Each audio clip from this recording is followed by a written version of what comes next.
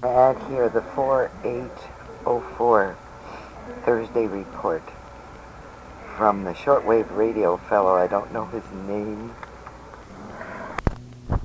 Just a little bit about the upcoming testimony of Condoleezza Rice. Questions she should be asked. Common Dreams, Tuesday, April 6th. A question for Condi. National Security Advisor Condoleezza Rice will testify before the 9/11 Commission on national television and under oath this Thursday, April 8th. Most of the questions will focus on the apparent contradictions between what she has said since September 11, 2001, and the public testimony given recently by former counterterrorism chief Richard Clarke. Rice should also be asked about what she did in the morning of 9/11.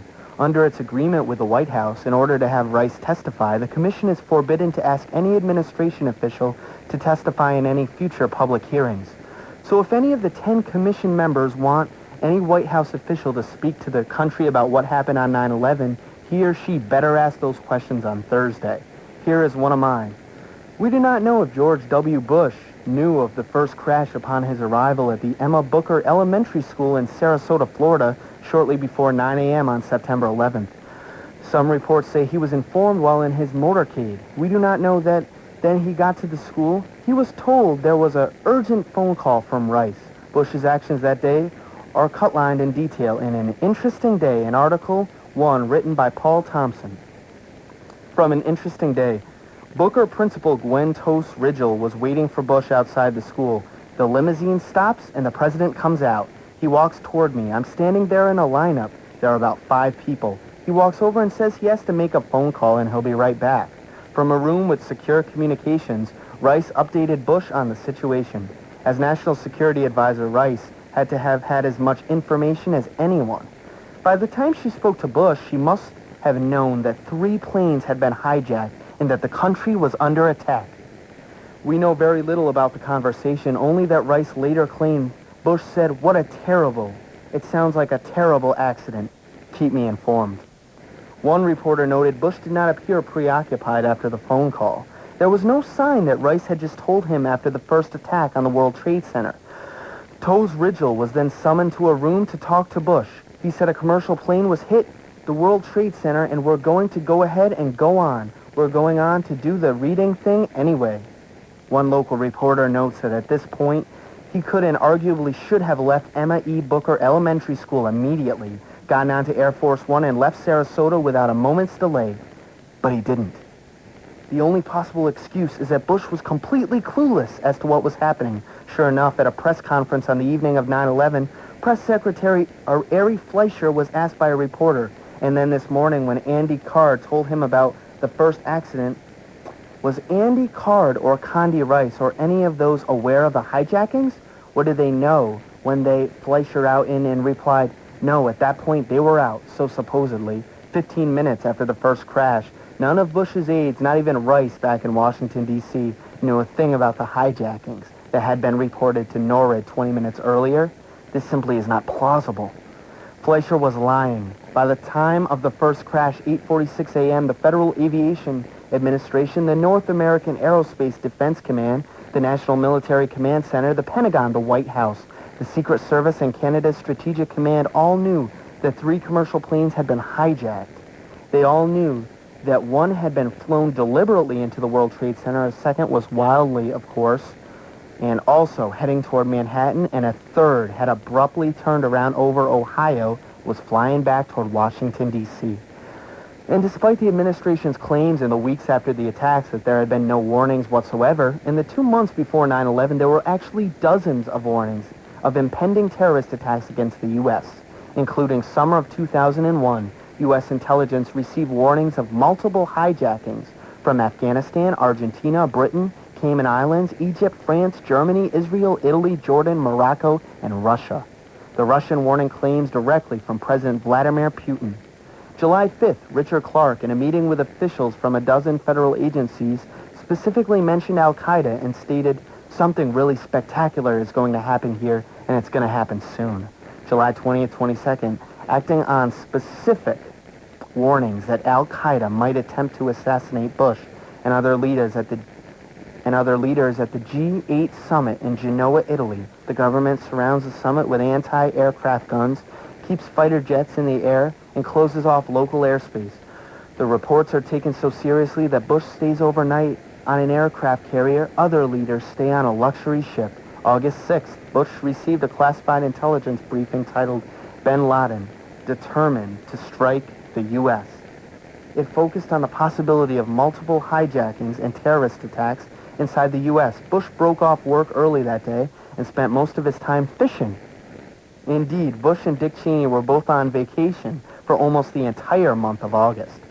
September 6th, Gary Hart, who co-chaired the U.S. Commission on National Security, met with Rice after the president was in Crawford and being briefed by CIA officials on the possible use of aircraft against American targets. I told her, get going on Homeland Security. You don't have all the time in the world. September 10th, a group of top Pentagon officials may have received a particularly urgent warning the night before the attacks. According to Newsweek, they canceled their travel plans for the next morning. When Condoleezza Rice heard of the first hijacked plane, Boston air traffic controllers were treating it as a hijacking as early as 8:13 a.m., 33 minutes before it crashed. How could she have not known that this was probably the attack she had been reportedly warned about? So what did Rice tell Bush? From the scraps that have been reported, it looks like she told him the first crash was merely an accident, and he should go ahead with his photo op. I want to know why the commander-in-chief was allowed to conduct a 20-minute reading session with a group of second graders while the country was in the midst of a horrific terrorist attack. The reports we have been told make absolutely no sense. In fact, there really is no official story of what happened on 9/11 because all of the accounts flatly contradict each other, and no one in the mainstream media has yet seen fit to demand a coherent explanation. Perhaps the commission can start that search with its questioning of Condoleezza Rice on Thursday.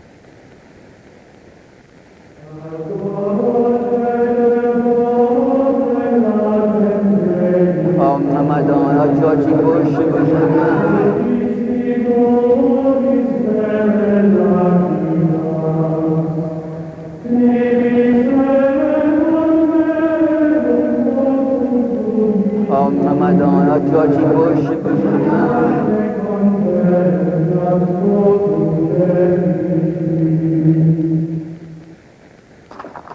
Common Dreams, April 5th, Monday.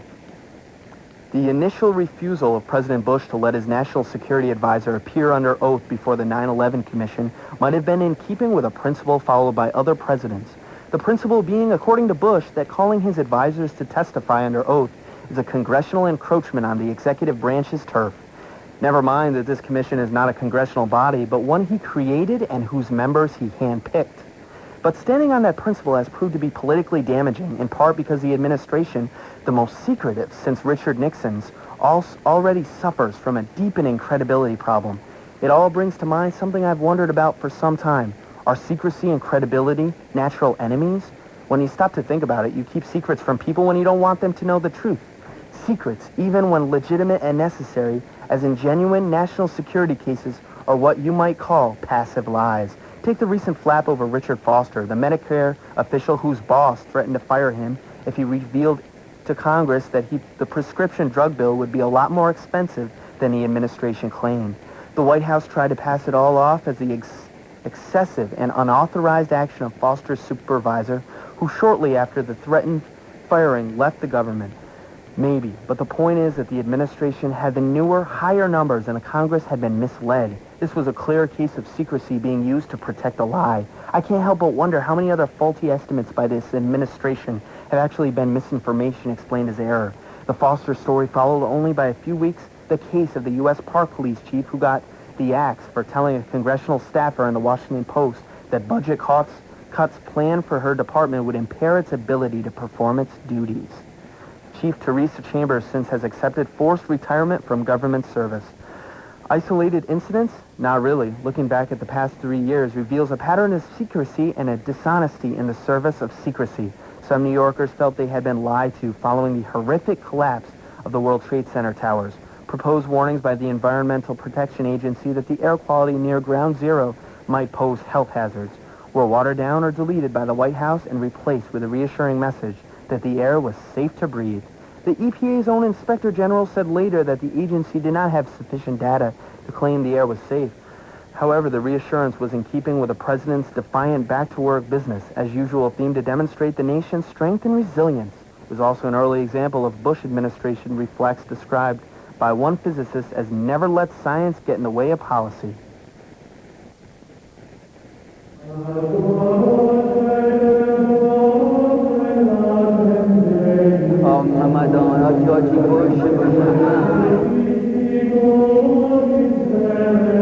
The opinions expressed